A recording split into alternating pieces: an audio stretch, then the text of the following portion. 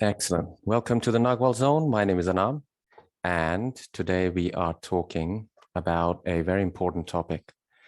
I'll tell you, I have seen so many people, including apprentices, fall by the wayside because they just cannot continue.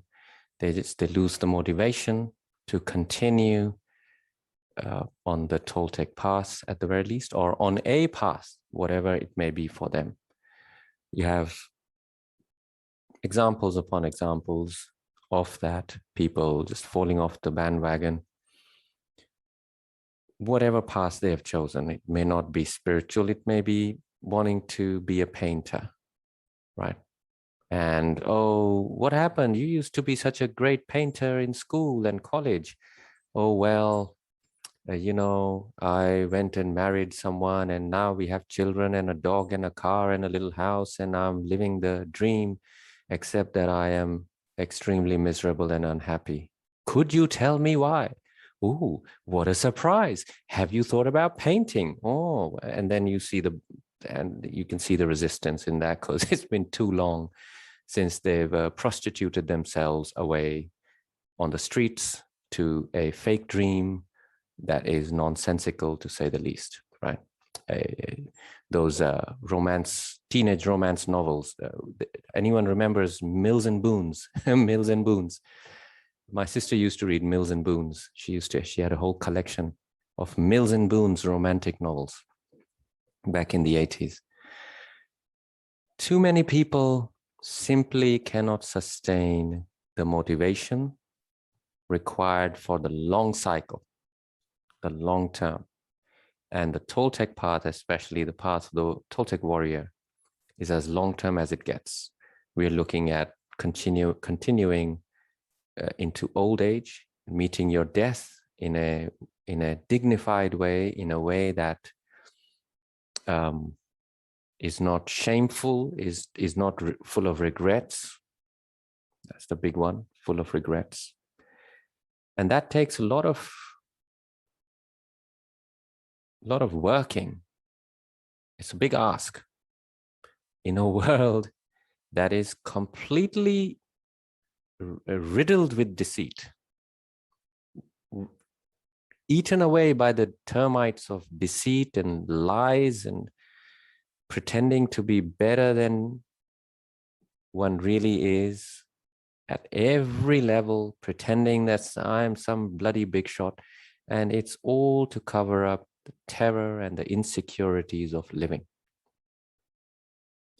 And so you have excitement in the beginning. Oh, I met a Buddhist master, Buddhist Rinpoche and whatever their titles are, Binpoche and Tinpoche and Tin Man and all this nonsense, shaved and with their robes and looking very spiritual and he. And I met he's so happy, he radiates happiness, and oh my God, he radiates calm, and yes, and I am Buddhist now. Lots of excitement. And then you meet that chap 5 years later and he's looking older and more miserable than ever before, except looking as in if someone can see, except that they have learned to cover it up with even more nonsense than ever before. In school, by the time they were teenagers, in college, university, they were already miserable and angry. But now, 10 years later, after being a Buddhist for 10 years or whatever the hell people get into, the Dalai Lama, that fat hugging woman, total scam, the Indian hugging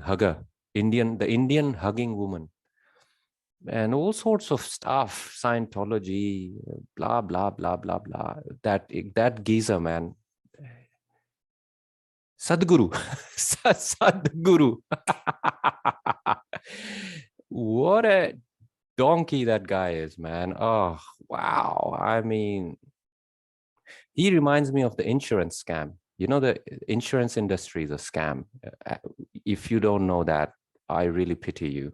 You really do have my pity. If you do not instinctively understand that the entire insurance industry, the whole thing, is a complete scam developed by the Western white man before the Western white came along, sold this nonsense to everyone. There was nothing called insurance. That this Sadhguru reminds me of an insurance agent. You know, they come and sell you life insurance and car insurance, and he has all the answers. Every damn question you ask, how big is your dick, Sadhguru? Yeah, my dick is 9 inches long. He's got an answer for every damn thing, this guy. But he never, there's no, when you see this guy, there's nothing beyond the fancifulness. There's really nothing there. And at least for me, I see the millions, the followers and Sadhguru, and he's doing some nonsense on stage. Literally, there's a video where he must have had some hash or some drugs or something he was on. And apparently, you know, so the followers have to create a story to cover up this nonsense that he was high completely. The guy was gone, was off his head, on probably acid or mushroom or something or the other. And he was literally going, and on YouTube, the comments, so our Sadhguru is in Samadhi. He is in direct contact with Shiva. Just idiotic nonsense. Absolute nonsense. These are the people who tomorrow will be worshipping someone else because they've lost the motivation with this guy. And there's a lot of hidden stuff that no one wants to reveal about people like this, right? There's a lot of them running around. They've really gained power since the 70s, these cult gurus. And since the Beatles, really. The Beatles made these gurus famous. The Beatles gave these people a career, to be quite honest with you. Before the Beatles went to India and did all their nonsense, and John Lennon really regretted that. He used to curse that guy. What the hell was his name? The TM guy, transmission. No, what is it? Transcendental meditation. He used to curse that guy. He used to call him an idiot. No, he used to call him a fucking idiot. That's John Lennon, his disciple from before. So if you're going to follow things that really have the bling, but don't have anything apart from that, you will lose motivation. You will lose it. And in a moment, I'll give you exactly what the warrior does, how the warrior sustains and sustains. The warrior's job is no less than taking a pickaxe and tackling a mountain range. I'm talking a mountain range. I'm not talking hills. We're not talking a little molehill. I'm talking a mountain range. Humongous. That's the warrior's task. And the warrior does it to his or her death with great abandonment, enjoyment, enjoying every chip of the pickaxe, knowing full well that he won't even put not even a dent or anything conceivable in that mountain range, right? But that's the warrior's life. How can a Toltec warrior do this and not lose energy, motivation, all these things that the average man loses completely, which makes the average man, when it comes to matters of spirituality, basically no more than a tourist, a cheap tourist. Suffering from the same old problem. If I throw enough money at this guy or that guy or this guru, I will gain something from it. If I throw enough money into Scientology, because all these people have one thing in common. They always have the next course you can do. Always. Watch. All these people have the next course you can do. Always. There's it's never enough. And the next course is always costs twice as more. Next, level 2, level 3, level 4, level 5. And then eventually in Scientology, The highest level is when you get abducted by aliens in Mount Shasta or some absolute nonsense like that. I'm not even kidding.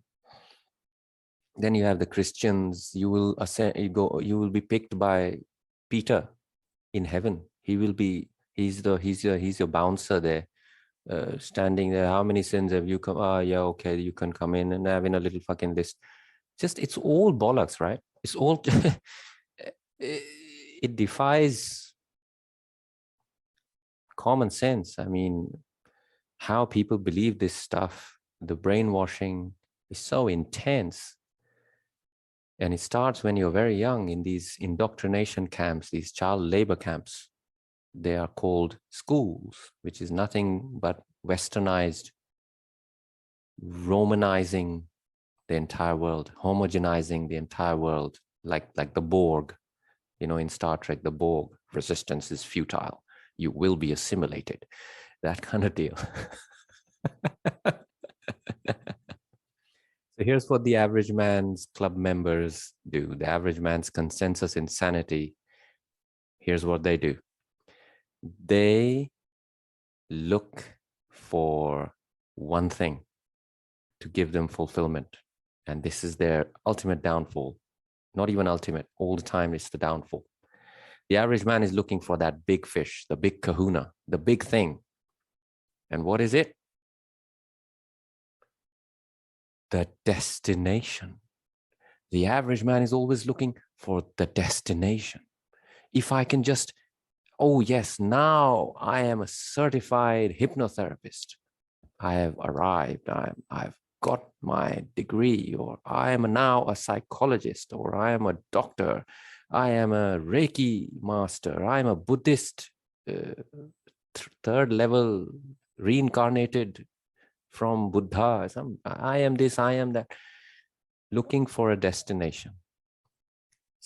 Incessantly looking for a destination, which is always that need to arrive at a destination, always born out of dissatisfaction of where the average man already is. Complete and utter boredom and dissatisfaction with where the average man already is.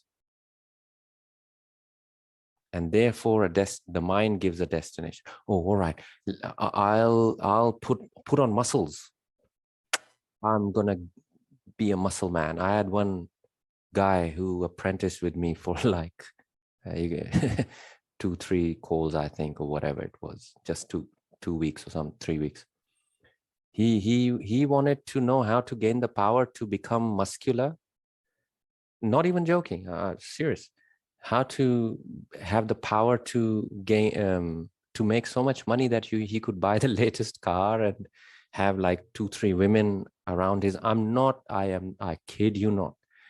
Around his, around his biceps, they will hang on to him, and incredible.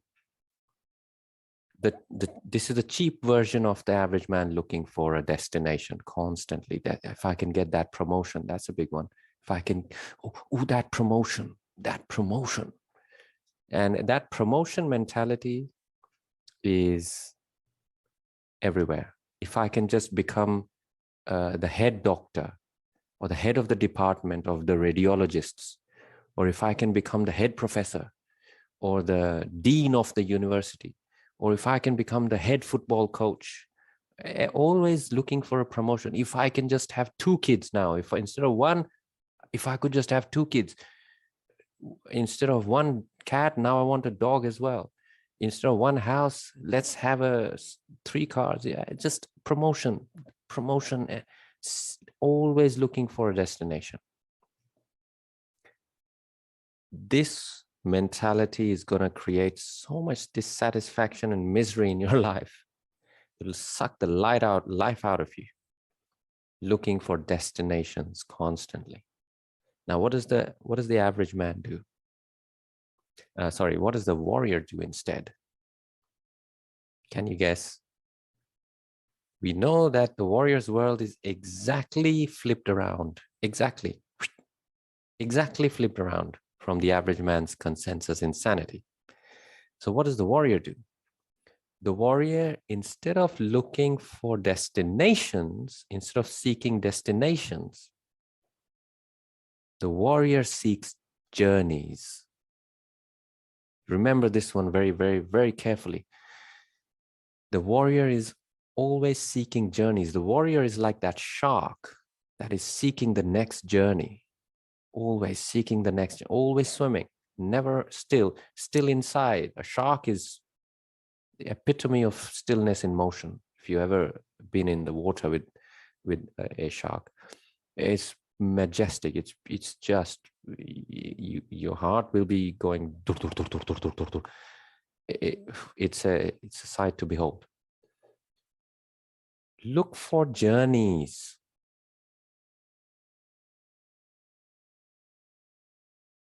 Look for journeys. Give up looking for destinations. Just give this up. Just give it up. There's nothing in it for you.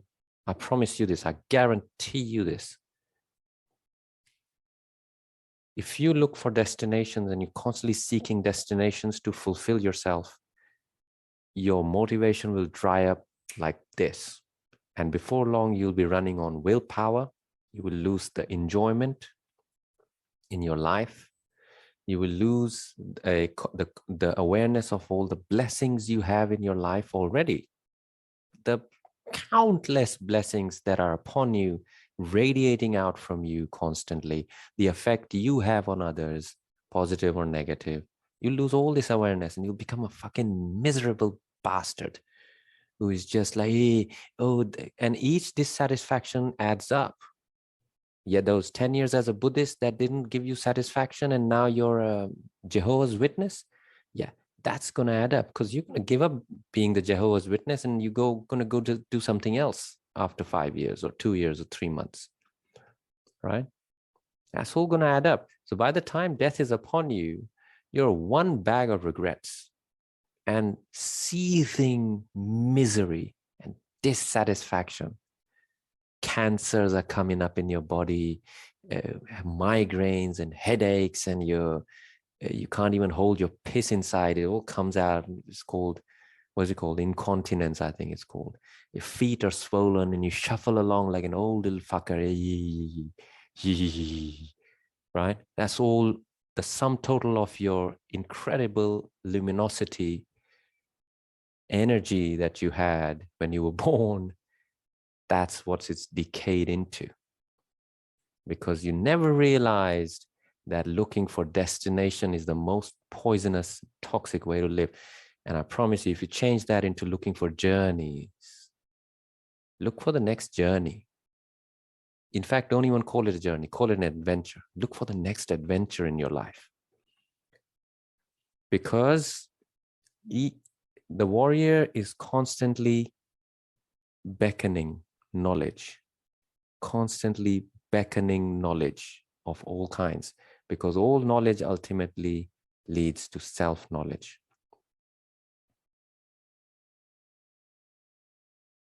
So the warrior is always beckoning truth, honesty in the form of knowledge. And all knowledge will take you on a journey, will and must. Otherwise, it's not true knowledge. You haven't paid the price. The journey will make you pay the price. And that's what the warrior is seeking in the first place. The warrior is not seeking results. She's not seeking results. She's seeking the journey, the fruit of the journey itself. Oh, I'm on a journey. That itself is enrichment enough. That is the fire in the engine. There's no end goal in sight, and the warrior, she's totally happy with that. In fact, the warrior seeks journeys which are endless because there's so much energy in there, so much juice in those journeys. Take me for example. I've been studying Indian classical vocals for the last 3 years formally, 2 years formally, and 3-4 years on my own a little bit, doing the best I could. It's an endless journey. It's an endless ocean. And I'm loving every minute of it. Every minute of it. There's no destination. You can't have a destination. It's endless. There's just growth and growth and growth. And I love every minute of it. In fact, Sandeep here, I remember one time, me and him were hanging out. We were going down the escalators. Sandeep, you might remember, in Canada Water. And I was singing something in Hindi, a Hindi Bollywood tune of old. And Sandeep said, hey, sing that again. And I sang it again. And he had heard me singing English songs as well, Western songs. And he said, there's a night and day difference. He said something similar, but pretty similar. So there's a night and day difference. And that, I clocked it. I said, I'm very proficient in singing Western songs. I would like to be proficient in singing the songs of my own land. How is it that I've been so brainwashed that I'm an Indian and I cannot even sing the songs of my own land that I would like to sing properly because the styles are so different? And that's when I decided, you know what, let's do this. This is a journey worth having, starting from zero, really. Starting from zero, let's go. Let's go. And it's been a tough journey of change and very enriching, very challenging, especially when I switched to the classical training. Any classical training, it's not for the faint-hearted, really, because there's no end in sight. You must fall in love with the journey. It's ideal for warriors. From here on out, I'd like you to look for journeys or adventures. Stop your compulsive seeking of destinations.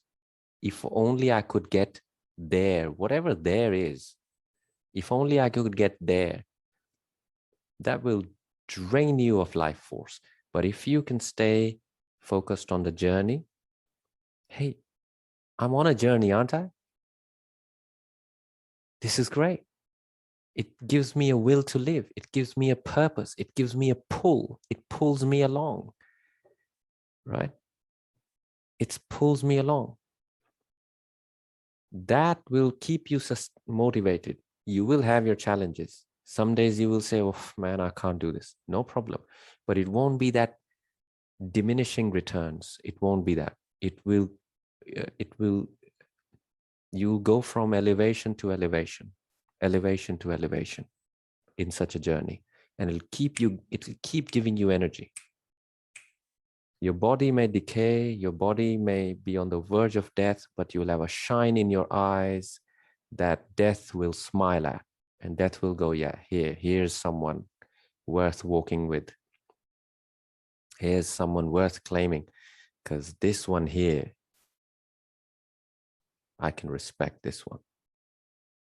And if you can earn the respect of death, believe me, you have done very well in life. With that, let's open for questions and answers. Try to stay on topic. However, if you have any questions apart from this topic, we'll take it.